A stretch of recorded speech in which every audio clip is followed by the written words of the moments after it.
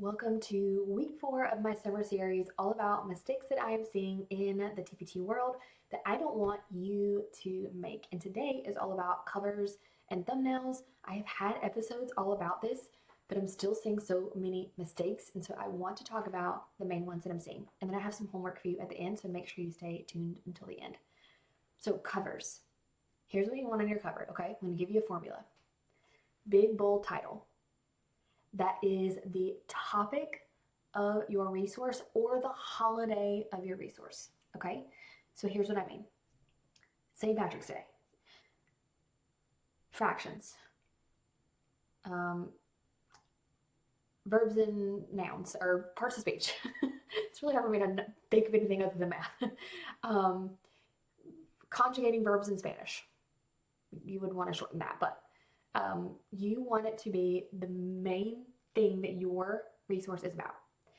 You also want maybe right below there in a different font or a smaller font, or you could put this at the bottom, the type of resource. Okay, so big, bold font, that's the topic.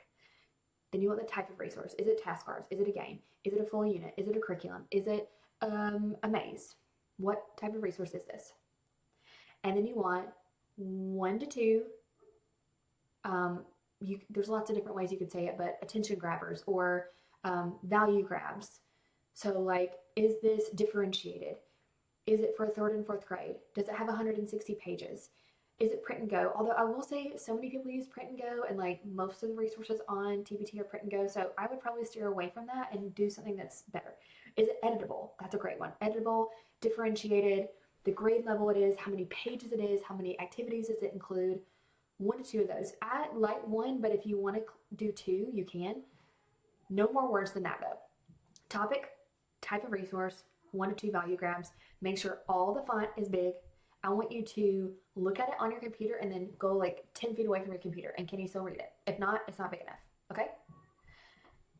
Also, with the words, high contrast people, you want high contrast. So dark background with a light text, or a light background with a dark text. You want plenty of contrast. See this all the time. If it doesn't have enough contrast, it's very hard to read. Okay, so we're still on the 4 parts, so we've done 3. The contrast thing, which is kind of like a freebie that you want with all 3 of these things, okay? So topic, type of resource, 1 to 2 value grabs. The 4th thing is you want pictures of your resource, whether it is screenshots or actual photos that you have taken in action. I like both. I think both are fine. Big pictures of your resource because your cover is visual. It stops the scroll. Think on Instagram. You want something that stops the scroll. Okay, you want those 4 things on your cover. Don't put anything else on there. It's too much. It's too busy. You don't really need clip art. If you are doing some type of seasonal resource, so St. Patrick's Day game, then clip art is okay, but if you already have clip art like on the resource that you're showing, then you probably don't need like a bunch of extra clip art. You don't want it to get too busy. Maybe like 1 piece, but just be careful with clip art, especially with lower grades. I see a lot of clip art and it's a little overwhelming. Okay, so those 4 things on your covers. Another thing that I see is people don't know what to put on their thumbnails if they already have some things on their cover. So thumbnails should include more visuals of the resource. So let's say you have maybe like 2 pages shown on the cover. Show other pages on the thumbnails. So what else is included? Show big visuals. You don't have to make them super small, and you don't need to put the word preview over it because no one can screenshot that and actually use it. It's going to be super blurry. Okay? Now, when we talk about previews next week, we will talk about how to save your resource because previews can be printed out. So different story, but this is the 3 thumbnails that come after the cover. So you have 4 pictures on your TPT listing cover and then 3 thumbnails. Okay.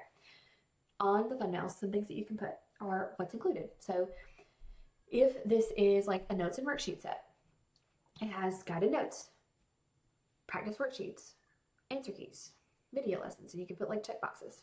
Or if it's a board game, it has 2 differentiated board game options, teacher tips, student answer sheet, like where they write the answers. So list out what's included. Another thumbnail could be how they can use this in their classroom. This can be used for morning work, early finishers, maybe some more value grabs that you couldn't fit on the cover but you still think are really good, like It includes detailed answer keys. Like if it's math and you wrote out all the answer keys, that's great. Especially for homeschool moms who may not be great at a specific subject. If you have answer keys written out for them, yes, show that. Now, caveat on answer keys, don't actually show the answer key. You can just say that, or you can put a picture but then blur it out. You can use a blur feature in Canva because students will find it and cheat. That's happened to me before, and teachers get mad at me. Okay, another thing that you can have is you could put the standards that it aligns to if that's really important, or all the topics that it covers. So for mine, in my notes and worksheet says I want to make sure I include all the topics that are covered in those notes and worksheets. So special right triangles and right triangle word problems and the sine and cosine of complementary angles. So like list out the topics. If that doesn't make sense for your resource, show more visuals. If you put like screenshots on the cover, then put it in action. You want the cover and the thumbnails to be really visual. And then all those words that you want to put, some teachers are really wordy. I know who you are. Not me.